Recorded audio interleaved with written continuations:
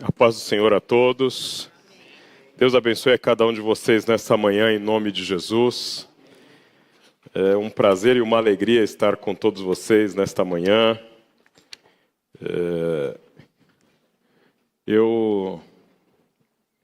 Enquanto nós cantávamos, eu ficava pensando quanto eu amo essa igreja.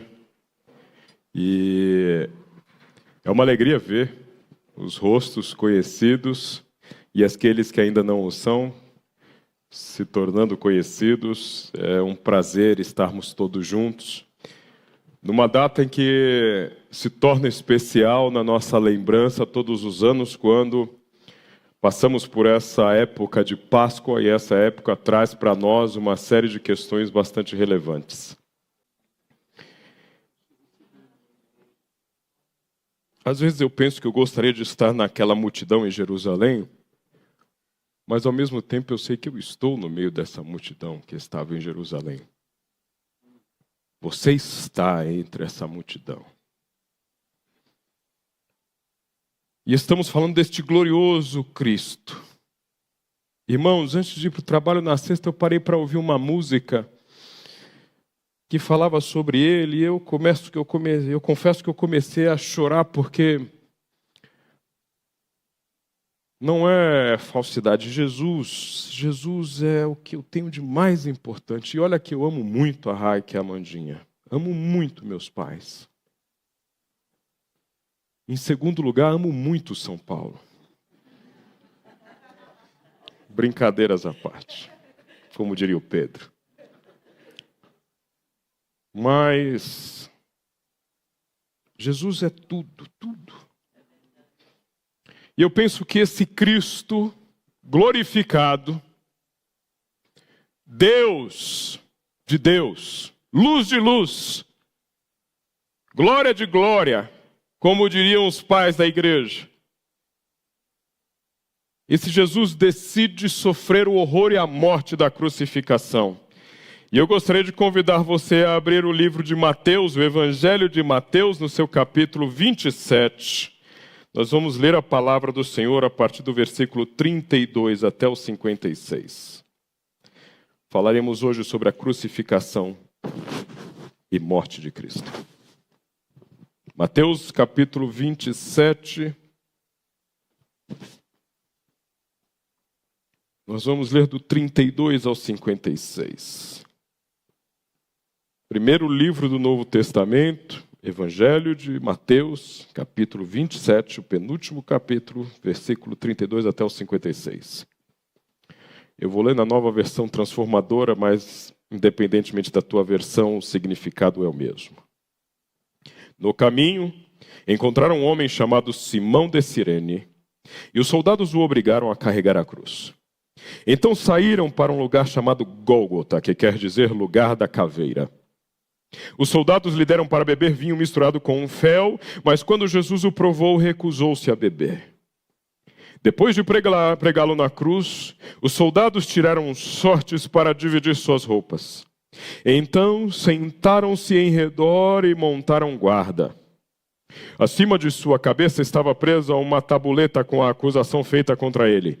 Este é Jesus, o Rei dos Judeus. 2 criminosos foram crucificados com ele, um à sua direita, outro à sua esquerda. O povo que passava por ali gritava insultos e sacudia a cabeça em zombaria. Você disse que destruiria o templo e o reconstruiria em 3 dias. Pois bem, se é o Filho de Deus, salve a si mesmo e desça da cruz. Os principais sacerdotes, os mestres da lei e os líderes do povo também zombavam de Jesus. Salvou os outros, mas não pode salvar a si mesmo, diziam. Quer dizer que ele é o rei de Israel? Que desça da cruz agora mesmo e creremos nele. Ele confiou em Deus, então que Deus o salve agora se quiser. Pois ele disse, eu sou o Filho de Deus. Até os criminosos que tinham sido crucificados com ele o insultavam da mesma forma. Ao meio-dia, desceu sobre toda a terra uma escuridão que durou 3 horas. Por volta das 3 da tarde, Jesus clamou, em alta voz: Eli, Eli, lama sabachthani, que quer dizer: meu Deus, por que me abandonaste? Alguns dos que estavam ali pensaram que ele chamava o profeta Elias. Um deles correu, ensopou uma esponja com vinagre e ergueu num caniço para que ele bebesse. Os outros, porém, disseram: esperem, vamos ver se Elias vem salvá-lo.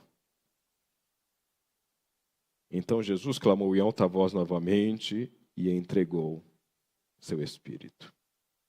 Naquele momento, a cortina do santuário do templo se rasgou em duas partes, de cima até embaixo. A terra estremeceu, rochas se partiram e sepulturas se abriram. Muitos do povo santo que haviam morrido ressuscitaram. Saíram do cemitério depois da ressurreição de Jesus, entraram na cidade santa de Jerusalém e apareceram a muita gente. O oficial romano e os outros soldados que vigiavam Jesus ficaram aterrorizados com o terremoto e com tudo o que havia acontecido. E disseram: este homem era verdadeiramente o Filho de Deus. Muitas mulheres que tinham vindo da Galileia com Jesus para servir-lhe olhavam de longe. Entre elas estavam Maria Madalena, Maria mãe de Tiago e José, e a mãe dos filhos de Zebedeu. Nós acabamos de ver o relato de um ato de horror, terror. Cláudio nos relatou brevemente que esteve ali presente em Israel. Cláudio pode nos falar sobre horror. Tenho colegas de trabalho, a empresa onde eu trabalho tem muitos israelenses. Tenho colegas de trabalho morando lá. Relatam atos de horror. Mas você não precisa ir muito longe também, não. O Cláudio tem uma outra experiência também que ele pode relatar para vocês, que é mais caseira e que é também uma experiência de horror, que é a Cracolândia. Existem várias cenas de horror que a gente pode relatar aqui. Essa semana tivemos um jogador famoso sendo condenado por atos de horror. E pelos poucos áudios que eu ouvi, você fica horrorizado de pensar que aquilo foi feito com uma mulher, com uma menina, com alguém que poderia ser a minha filha, a sua filha, a minha irmã, a sua mãe. Mas nada se compara ao ato de horror descrito na crucificação de Cristo. A crucificação de Cristo foi precedida por atos de tortura que incluíam chicotadas, que tinham chicotes feitos de couro, com 12 repartições, divididas essas pontas dessas repartições do chicote entre chumbo e pedaços de ossos. Esse chicote ele tinha a pretensão e o objetivo de, ao chicotear o torturado, cravar-lhe as costas e, ao puxar este chicote, trazer junto consigo um pedaço da pele, da carne do torturado. E imagine que eram 12 pontas de chumbo e osso, cravando nas costas de Jesus e sendo puxadas e rasgando as suas costas. E os seus gritos lancinantes de dor, amarrado a uma pilastra e de repente esses chicotes cravando-lhe as costas e rasgando-lhe as costas, cravando-lhe e rasgando-lhe sangue, pedaço de pele, carne.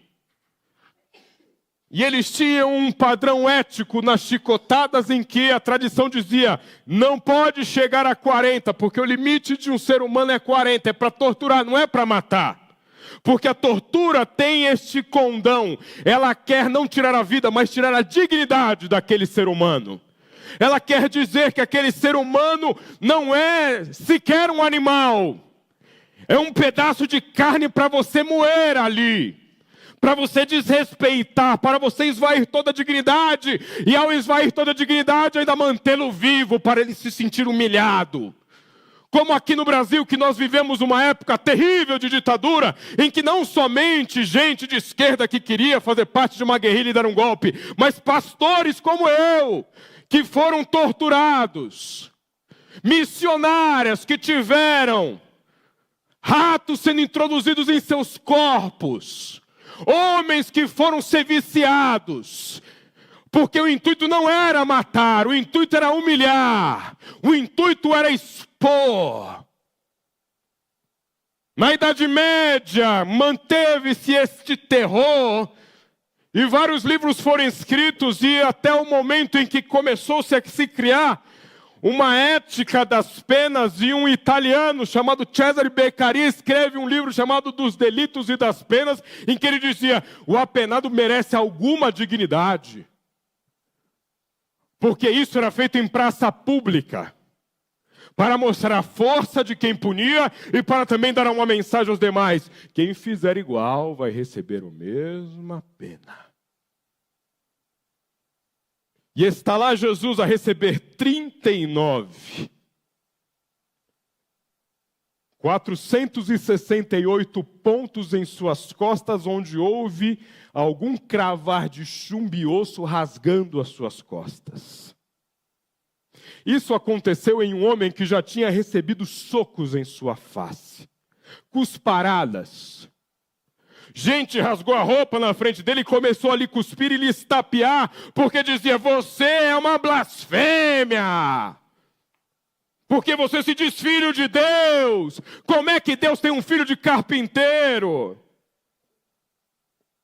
Este Jesus recebe uma coroa de espinhos, que hoje recebe um nome bonito, Espinheiro do Santo Cristo. Mas nada mais é do que uma espinheira entrelaçada que colocaram em sua fronte como coroa e que rasgou-lhe ao ponto de chegar até os seus nervos e lhe causar dores de cabeça lancinantes. Uma expressão excruciante, inclusive vem da palavra cruz. Excruciante é uma dor extrema. Jesus estava sentindo dores de cabeça extremos e as suas costas rasgadas em carne viva. Até o momento em que chegam para esse apenado, pegam uma madeira que variava entre 20 a 50 quilos. Colocam em suas costas, amarram em suas mãos e ainda falam: agora carrega por 8 quilômetros. Irmãos, eu vou para a academia. Já há algum tempo, mais de anos. Quantas e quantas vezes eu sento naqueles equipamentos que acabou de levantar uma senhorinha tipo marinês, e aí quando eu olho eu tenho que disfarçadamente diminuir a carga assim, porque eu não consigo levantar o que a senhorinha levanta. Disfarço para ninguém ver, porque... Irmãos, 10 quilos, imagina, 20 quilos.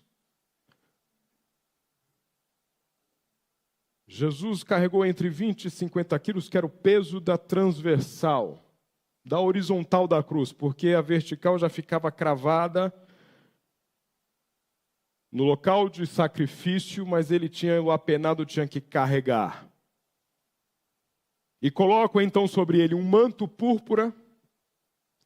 Lembra que as costas estavam rasgadas por 468 pontas de chumbo e osso que tinham cravado e tinham arrancado pedaços da sua carne, mantendo em carne viva. Então colocam um manto, porque ele é o rei.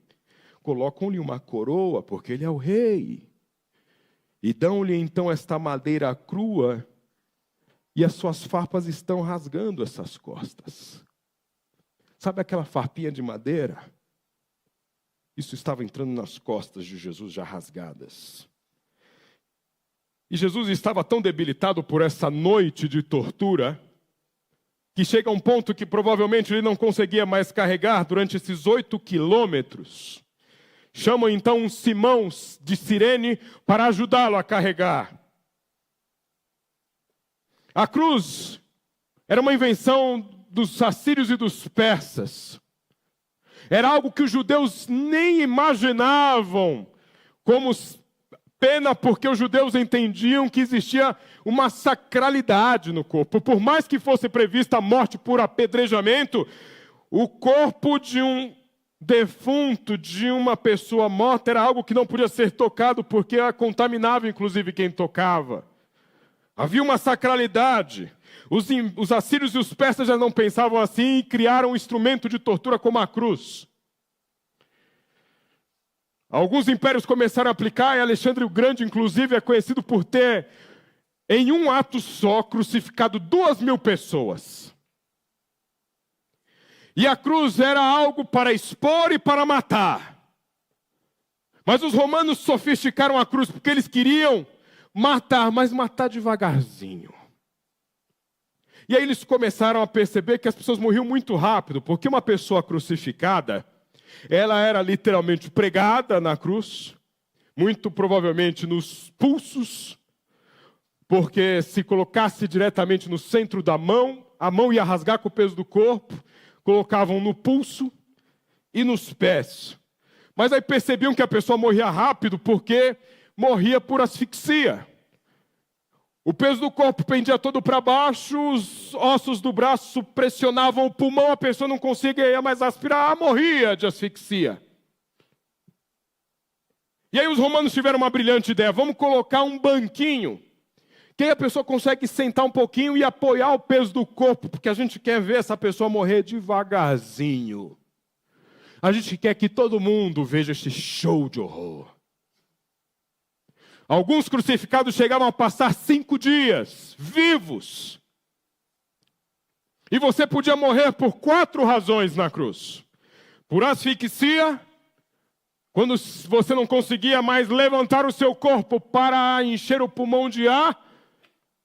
Você podia morrer por infarto agudo do miocárdio, pela exaustão causada no organismo de tanto sofrimento. Você podia morrer por hemorragia, choque hemorrágico, de perder tanto sangue, porque você estava todo furado. Ou você podia morrer de uma forma um pouco mais pitoresca. Aves de rapina começavam a sentir o cheiro de sangue e começavam então a comer literalmente vivo aquele crucificado. Que os filmes não mostram, mas que era crucificado nu. Totalmente nu. Jesus está assim na cruz. Em cima de sua cabeça tem uma plaquinha, que também era uma tradição romana, que era o que eles chamavam de titulum, que era a pena do crime, a razão do crime. O crime de Jesus era ter dito que ele era o rei dos judeus. Os romanos não queriam saber dessa história de filho de Deus. Para eles isso não interessava. Isso interessava para a elite judaica. Para os romanos o que interessava é que tinha um crime político ali. Alguém estava se dizendo rei dentro do reino. Alguém se dizia imperador, onde já havia imperador. Alguém se dizia soberano, onde já havia um soberano. E então eles colocam Jesus Nazareno, rei dos judeus. Que em latim é aquela sigla INRI, Jesus Nazarenus Rex Judeus. Jesus passa horas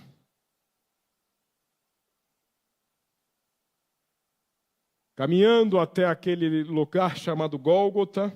Quando chega lá, depois de 8 quilômetros, que se você correr, você faz em 40 minutos.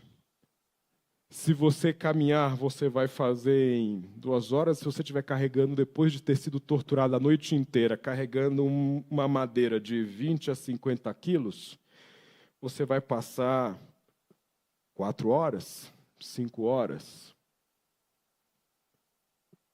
Depois deste tempo todo, com o manto púrpura em suas costas rasgadas, o soldado tem uma brilhante ideia de arrancar aquele manto de uma vez só. Aquele manto que já tinha colado naquela carne viva, só esse ato já era suficiente para matar Jesus. Durante 4, 5 horas, aquele manto colado em sua carne viva, e de repente vem alguém e arranca de uma vez só e diz: vamos rasgar as vestes deles, vamos fazer sortes, porque ele é o rei.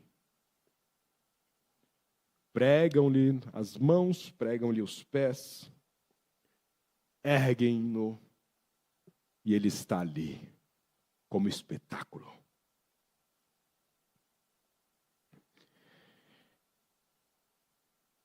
Essa tortura é ignominiosa, é vergonhosa, um espetáculo de horror. E só de ouvir isso já deve causar em você repulsa e algumas reflexões, porque nós sabemos que estava sofrendo esta pena um inocente. Alguém que não merecia aquela pena. Do ponto de vista jurídico, Jesus não poderia ter sido apenado pelo Império Romano, inclusive por isso que Pilatos ficou naquela saia justa, porque ele sabia, esse cara, na hora que quiseram fazê-lo rei, ele chegou e disse: meu reino não é desse mundo. A Bíblia diz que a mulher de Pilatos acorda num belo dia depois de um sonho e fala para o seu marido: este homem é inocente. Então Pilatos vai tentando criar alguma tergiversação, fala: olha, vamos fazer o seguinte, libera ele, dá umas chicotadas e libera ele, e o pessoal fala: não, ele tem que morrer. E aí Pilatos fala: então vamos fazer o seguinte, olha, bota ele e Barrabás. É aquela coisa, coloca com alguém que a gente sabe que vai perder.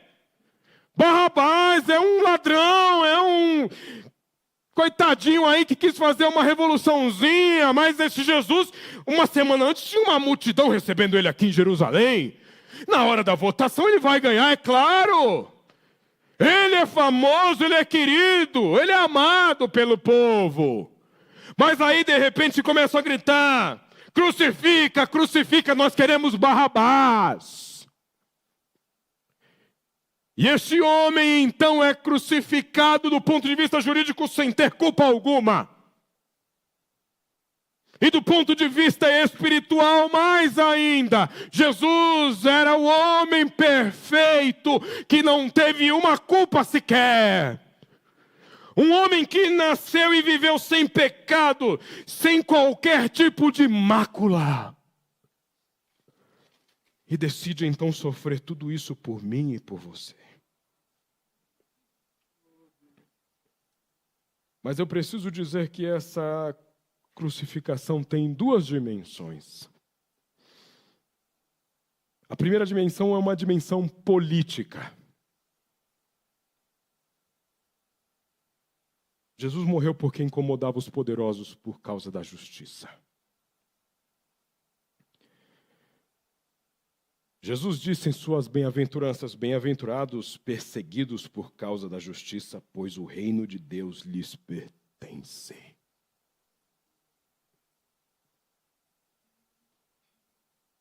Jesus foi perseguido porque incomodou gente poderosa por causa da justiça. Se Jesus fosse uma personalidade que, na hora que a coisa apertasse, ele falasse assim: vamos fazer o seguinte, vamos fazer um esqueminha aqui. Tudo bem. Irmãos, eu creio que muitos de vocês foram perseguidos por causa da justiça, em uma dimensão ou outra.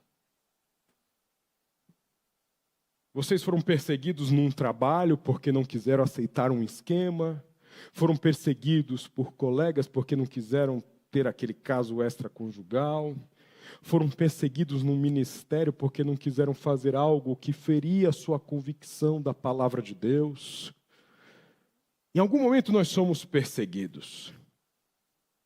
Liderando um negócio, essa semana tive que lidar com um assunto que era a perseguição por causa de justiça num país que ainda lida com aquilo que Jânio, na década de 60, chamava de forças do atraso. Temos que lidar no Brasil com essas coisas. E somos perseguidos por causa delas. Somos perseguidos porque não nos observam os nossos direitos, somos perseguidos porque queremos fazer as coisas corretamente. E Jesus foi perseguido porque ele não coadunava, ele não concordava com aquele tipo de coisa que existia na época, que era O mais poderoso oprimir o mais fraco. O mais forte liderar sobre o menor. Ele inverte as coisas dizendo assim, ó, eu vou lavar o pé de vocês. Tiago e João vêm ali com a sua mãe pedindo, coloca eles no lugar de honra. Ele vai falar assim, não, os últimos serão os primeiros. Porque ele é a expressão de que o Todo-Poderoso vem, nasce numa manjedoura para servir e não ser servido. Isso incomoda um mundo injusto. A verdade é que o mundo é muito injusto. É injusto sim, e não tem como você não dizer, e não tem como mudar isso enquanto Jesus não voltar e destruir definitivamente essas estruturas de injustiça. Nós estaremos aqui lutando, estaremos aqui combatendo essas injustiças, mas a verdade, irmãos, é que vai continuar morrendo criança, vai continuar morrendo gente inocente lá no Oriente Médio. Vai continuar pais chorando, dezenas de pais chorando seus filhos que morreram num atentado terrorista em Moscou. Vai continuar um monte de gente morrendo, chorando, porque morreu lá no Rio de Janeiro por causa de uma casa que desabou. Ou chorando aqui na periferia porque morreu na mão de um policial só porque era preto. Ou então chorando porque perdeu o emprego. Ou chorando porque não tem dinheiro para pagar as contas. Este mundo é injusto e Jesus morreu porque lutou contra este mundo injusto. A outra dimensão política é que Jesus também morreu porque era pobre. Porque pobre neste mundo sofre, irmãos. E se você não é pobre, você não sabe disso, mas eu te conto como é ser pobre. Quando eu era garoto, adolescente, foi a fase mais pobre da minha vida.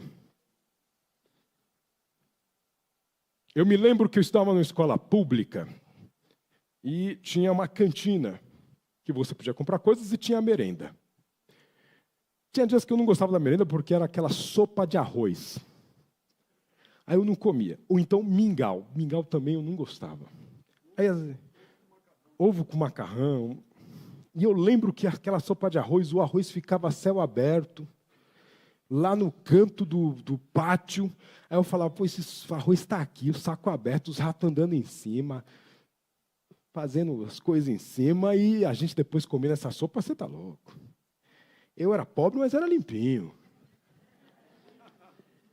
Mas eu lembro que eu, quando ficava com fome no intervalo, o que eu fazia? Eu não queria ser pesado para ninguém. Desde minha juventude eu segui o exemplo do apóstolo Paulo. Não ser pesado para ninguém. Então, eu chegava num amigo que tinha comprado um alfajor, falava, dá um pedacinho. Aí no outro amigo, dá um pedacinho. Aí no outro que tinha comprado a coxinha, aí eu sei que eu passava lá nos meus 20 colegas da classe e eu tinha comido uma refeição. Mas aí num belo dia eu fui o rico. Que eu nunca levava dinheiro, nunca tinha dinheiro para levar para comprar alguma coisa. Num dia, miraculosamente, os céus se abriram e eu tinha dinheiro para comprar um alfajor. Eu comprei o alfajor. Eu lembro que meus colegas fizeram fila e falaram assim, hoje nós todos pegaremos um pedacinho seu. Aí eu lembro que tinha amigo que falava assim, eu nem estou com vontade, mas é só para vingar aquele ano inteiro que você ficou pegando da gente. Porque eu me tornei um rico. E o que o rico é? O privilegiado. Riqueza significa isso, você ser privilegiado. Você é rico quando você tem um problema de saúde. E eu me considero hoje rico porque quando minha filha começou a ter sintomas de gripe, eu pude chegar e escolher que hospital eu vou. Eu gosto do Santa Catarina, perto de casa, um hospital bacana, vamos lá. Quando na minha adolescência eu tinha que ir no Hospital Ipiranga, que era o mais próximo de casa, e me lembro que o teto ali desabado, horas para você ser atendido, por um médico que muitas vezes já estava cansado e extenuado por rotinas de 3 plantões por dia, te atendia mal porque estava cansado, porque não tinha remédio, porque não tinha salário. E era isso. Mas hoje eu sou um privilegiado. Hoje eu sou um privilegiado porque num dia de chuva, como nós estamos passando, eu não preciso andar a pé, eu posso vir de carro. Mas Jesus morreu porque era pobre. Porque eu também hoje sou privilegiado quando enfrento a injustiça, irmãos, porque eu tenho uma carteira da OAB, minha empresa tem capacidade de contratar os melhores advogados. Senão, muito provavelmente, eu sofreria uma série de injustiças. Jesus, se tivesse a possibilidade de contratar o Cacai, quando ele foi acusado, e o Cacá entrar lá no Supremo Tribunal Federal com um pedido de habeas corpus em nome de Jesus, Jesus apareceria no Fantástico de camiseta branca, que é o padrão, né? Cara lavada, falando assim, não, sou vítima de perseguição religiosa, política, tal. E o Cacá tinha conseguido um habeas corpus, porque todo mundo ali, ele é amigo de um ministro do outro, ia lá no ministro, falava assim, pô, concede o habeas corpus para Jesus, porque assim, meu cliente está pagando R$1 milhão para eu conseguir esse habeas corpus. Jesus era pobre. E não por acaso, duas bem-aventuranças que prometem a mesma coisa são as bem-aventuranças aos que sofrem por causa da justiça e a bem-aventurança aos que são pobres. Porque Jesus também diz, bem-aventurados os pobres de espírito, pois o reino de Deus lhes pertence. Se tem algo que pertence a Jesus, é o seu reino. E ele então diz, bem-aventurado quem é perseguido pela justiça, porque vai ter o reino como eu tenho. Bem-aventurado quem é pobre, porque vai ter o reino como eu tenho. E por mais que você seja rico, em algum momento você é pobre. Porque em algum momento não tem dinheiro que pague a sua cura de uma doença incurável. Em algum momento, o seu dinheiro não consegue lhe dar o privilégio. Em algum momento, o seu poder não lhe consegue colocar na primeira posição, porque tem alguém mais rico que você. Por isso que Jesus morreu, porque era pobre. E essa é a dimensão política da crucificação. Mas essa dimensão é menor do que a principal dimensão da crucificação. Que eu não diria nem que é espiritual, para não minimizar, porque às vezes as pessoas pensam assim, espiritual. Espiritual é o quê? Aquelas coisas que eu penso no domingo, quando eu vou para a igreja. Que o resto da vida não é espiritual, né? Quando eu estou lá no trabalho dando duro, não tem nada de espiritual, viu, pastor? É carnal mesmo ali, ó.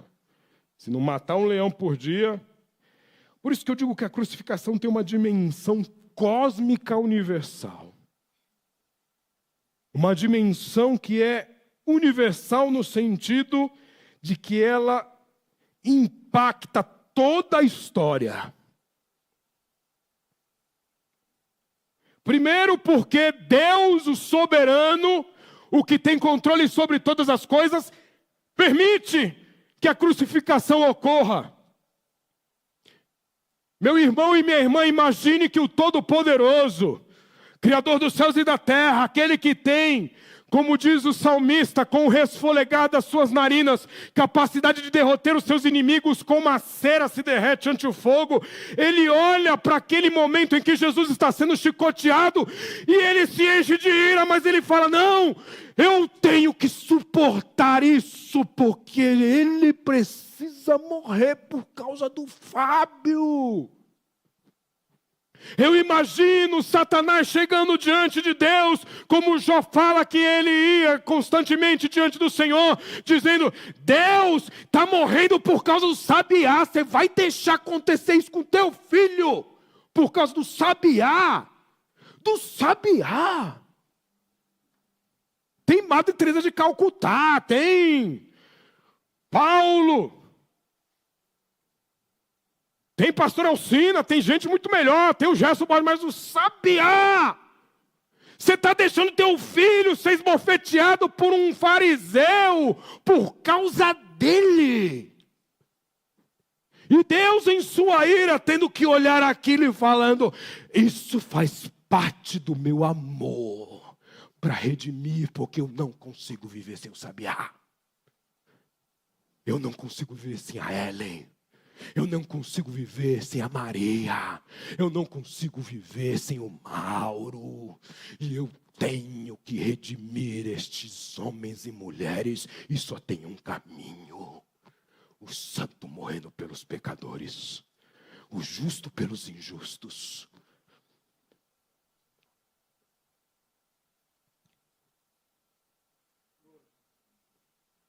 A maior injustiça da história acontece para que essa redenção venha. É explícita a injustiça, mas pastor, como é que Deus deixa que Jesus morra? Deus levou Jesus a este propósito, porque Ele tinha redenção em mente. Desde que Ele criou os céus e a terra, Ele tinha este propósito. Ainda que eles caiam, eu prepararei a redenção. Lá em Gênesis 3,15 está Ele dizendo, a serpente vai lhe morder o calcanhar, mas o descendente da mulher, o nascido da Maria, esse vai pisar a cabeça da serpente. Irmãos, você já viu seu filho indefeso sofrendo algum tipo de afronta? Quer deixar um pai louco é você perceber isso. Mexe com qualquer um, mas não mexe com o teu filho. Não mexe com a minha filha, mexe comigo, mas não mexe com a minha filha. Por isso que desde já eu já digo para os corintianos em geral, mexe com qualquer uma, não mexe com a minha filha. Já deixo avisado. Eu não uso arma, mas quem sabe, a gente sempre revê as coisas em algum momento da vida. Está amarrado em nome de Jesus. Queima Jeová, como diz minha mãe. Mas, meus queridos,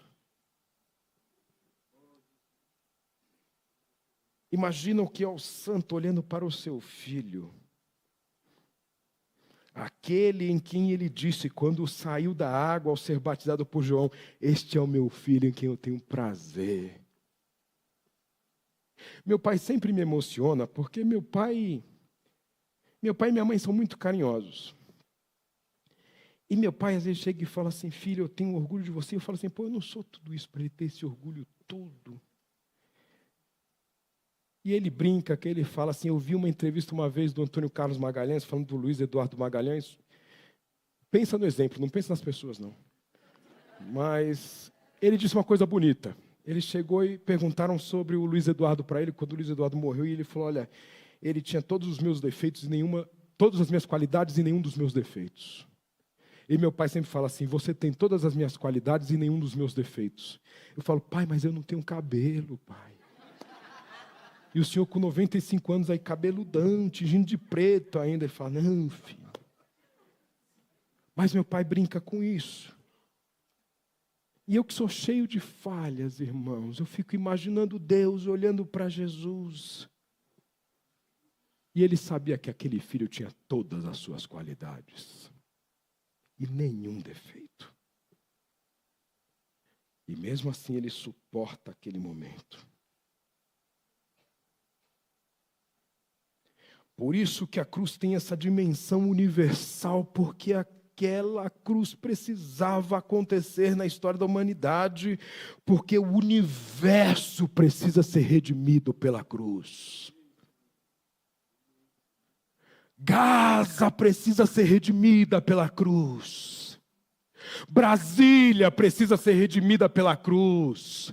A Cracolândia precisa ser redimida pela cruz. Presidente Bernardes precisa ser redimida pela cruz. Moscou precisa ser redimido pela cruz. Nova York precisa ser redimida pela cruz. Petrópolis embaixo d'água. A Baixada Fluminense. A Etiópia, a Eritreia, o Estreito de Dariém, a miséria lá na cidade da Rio Juarez, onde morrem 10 mil pessoas por ano, numa cidade de 50 mil, por causa do tráfico, os morros do Rio de Janeiro, os assassinos de Marielle Franco, os assassinos de pastores no México, só porque pregam a palavra.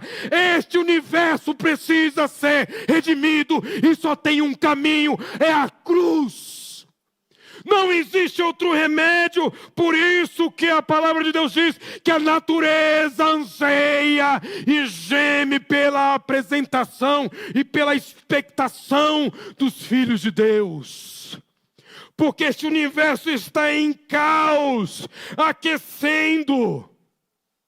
Eu estava vendo um estudo de Berkeley, desde 1850, em relação a curvas de calor. Os últimos 5 anos têm descolado historicamente de todo o passado, apesar de historicamente só estarmos aumentando a temperatura desde 1850. E quando eu vejo isso, eu só fico mais convicto. Não vai acabar mais com água mesmo, vai acabar com fogo. E essa natureza sendo destruída. Esse universo sendo colapsado. Mas esse universo precisa da cruz. Essa dimensão universal da cruz. Essa redenção que não se aplica só lá no microcosmo do seu quarto, onde você fecha a sua porta e diz: Jesus, eu preciso de redenção. Eu preciso de salvação. Quando você dobra o teu joelho, o teu coração se sente quebrado. E que você diz: eu não sou merecedor.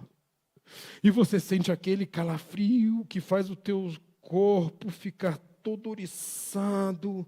Como diz aquela música do Joelson, com os olhos marejados de espanto, no meu canto de silêncio e adoração. A cruz, ela toma uma dimensão que é mais do que esse microcosmo espiritual.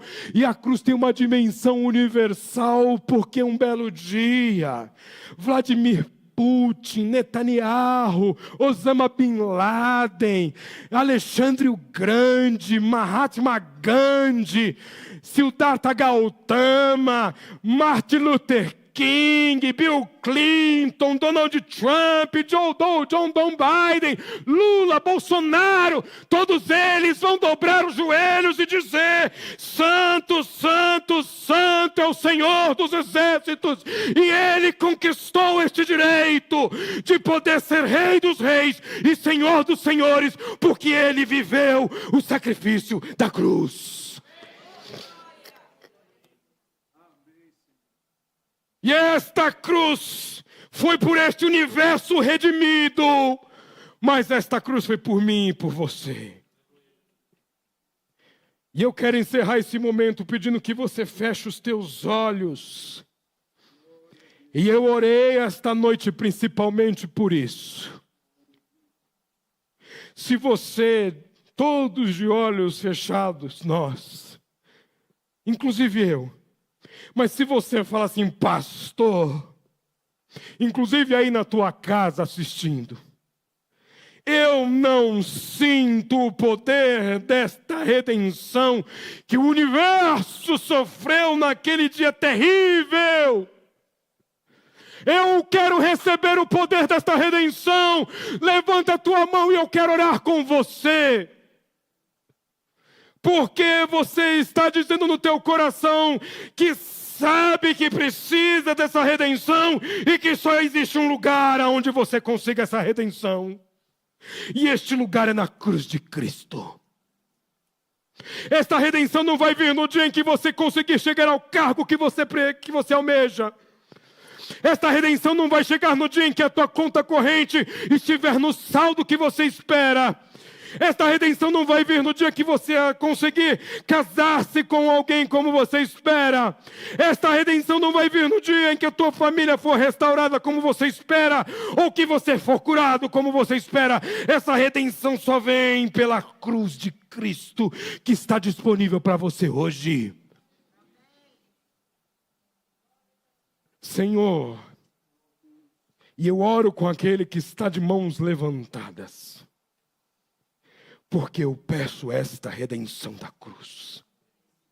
O poder do Espírito Santo que convence do pecado, da justiça, do juízo, do pecado porque não cremos em Ti, da justiça, Senhor, porque vem sobre este nosso pecado, e do juízo porque já fomos condenados, mas o Senhor sofreu a pena da condenação por mim e pelo meu irmão e irmã.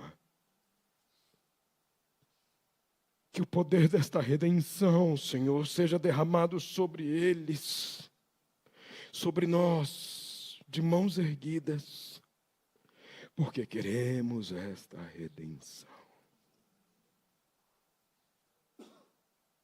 Senhor, como disse o teu servo naquele texto que li esta semana, só quem morreu na cruz pode falar da cruz. Por isso eu quero morrer. Por isso eu digo como teu servo apóstolo Paulo: não vivo mais eu, mas Cristo vive em mim. E a vida que eu vivo, vivo na fé do Filho de Deus que me amou e se entregou por mim. Jesus, definitivamente eu não merecia. O Senhor sabe que eu não merecia. O que eu merecia, Senhor, era eu ter recebido socos na cara. Era eu ter cuspido alguns dentes depois destes socos. Era eu, Senhor, ter prostrado sobre um madeiro e ter recebido chicotadas até o momento em que eu desfalecesse de dor. Era eu, Jesus, que merecia uma coroa de espinhos que rasgasse a minha fronte e chegasse até os meus nervos, me causando uma enxaqueca absurda. Era eu, Jesus, e não o Senhor, que merecia ser lançado um manto para que depois rasgasse-se das minhas costas por ter se tornado pele. Era eu, Jesus, que merecia o cravo nas minhas mãos. Era eu que merecia, Senhor, ter que me erguer sobre os pés cravados para poder dizer para minha mãe: olha teu filho, eis aí tua mãe. Era eu, Jesus, que devia estar gritando: Deus meu, por que me desamparaste? Porque eu merecia e mereço ser desamparado por ti algumas vezes. Mas Jesus, tu sofreste tudo isso porque o Senhor me ama com um amor que eu não consigo explicar. E a única coisa que eu te peço é que esse amor invada a minha vida dos meus irmãos e que esse amor provoque a maior revolução possível na história da humanidade. A dimensão política do Evangelho não vem no voto, não vem na manifestação de rua, não vem num líder. A dimensão política do Evangelho é a cruz. Porque na cruz está a transformação que não somente esse país, mas este universo precisa.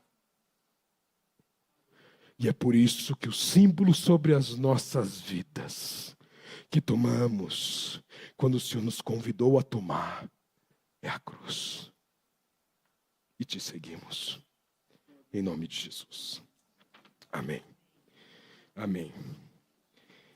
Que Deus te abençoe em nome de Jesus. Glória a Deus. Aleluia.